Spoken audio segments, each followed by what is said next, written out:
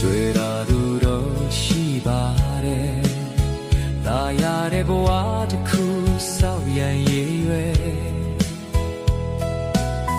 ဒါပေမဲ့မဖြစ်ခဲ့ဘူးကွယ်တစ်ချိန်ချင်းတော့တနေရတော့သစွန်ခုတော့အကြောင်းနဲ့ပြတ်သွားမြဲမယုံကြည်နိုင်လောက်အောင်ခြေနေတွေတိုက်ဆိုင်တော့ကွယ်နောက်တစ်ခါတွေ့လက်ပွင့်ရဖြစ်ရတယ်လက္ခဏာရှာကပြောတဲ့မင်းရဲ့မလုံးလန်းကြောင်းမှာအကျုံးခံနေတယ်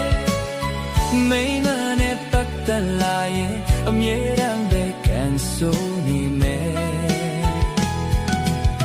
အခမ်းမတင်ရဲ့အချီတွေ့ကိုတက်တောင်ရန်ရှာလိမ့်မယ်ရကန်ချစ်သမားတဲ့